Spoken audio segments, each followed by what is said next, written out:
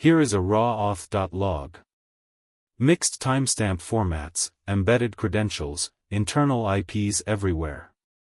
Yesterday we used grep to find the failed SSH attempts. Today we transform this mess into something structured and safe to share. Sed stream editor processes text line by line without loading the whole file. On a 4 GB log during an active incident, that matters. Let's start simple. Basic substitution. The syntax is s/pattern/replacement/. Let's normalize these syslog timestamps. The raw format is month name, day, time, not sortable, no year. We chain multiple expressions. First, capture groups decompose the line into fields. The parentheses define groups, \1 through \9 reference them.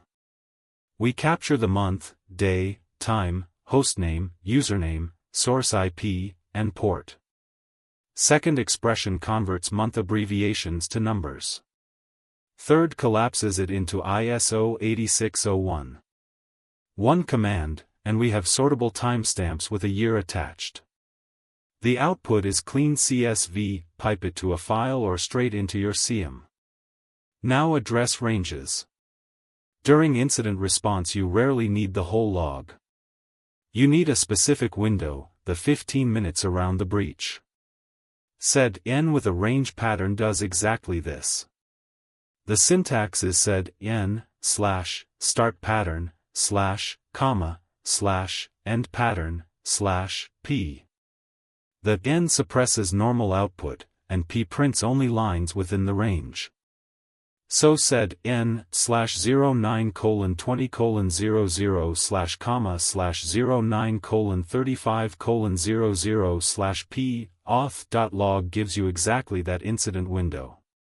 This works on files of any size because sed streams line by line. You can also nest substitutions inside address ranges, mark every line in the incident window with a severity tag while leaving the rest untouched. That combination of filtering and transformation in a single pass is what makes sed essential for IR work. Let's talk about redaction, because this is where sed prevents your incident response from causing a second incident.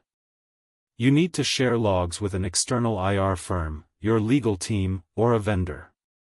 Those logs contain AWS access keys, JWT tokens, internal RFC 1918 IP addresses, and sometimes literal passwords from failed authentication attempts.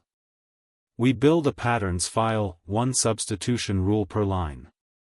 First rule matches the AWS key format, AKIA followed by 16 alphanumeric characters, and replaces it.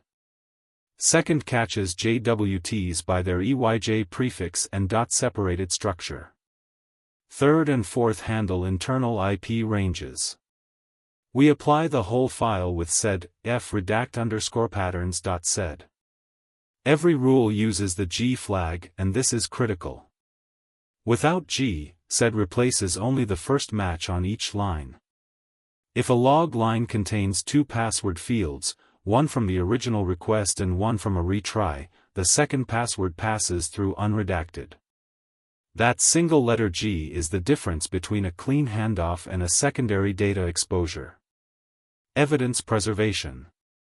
Never run sed I on your only copy of a log file. One wrong regex and your evidence is destroyed.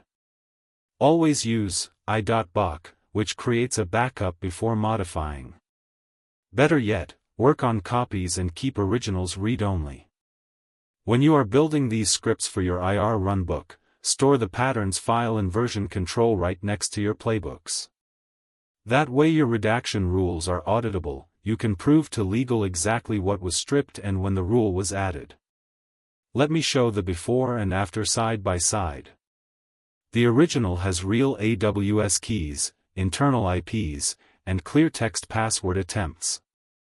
The sanitized version preserves the structure and timeline, but every sensitive value is replaced with a tagged placeholder. Let's connect this to the bigger picture. On day 8 we learned grep to find lines that matter. Today said restructures and sanitizes those lines. Tomorrow auth adds logic, counting failed attempts per IP, calculating time deltas between events, and flagging anomalies based on thresholds.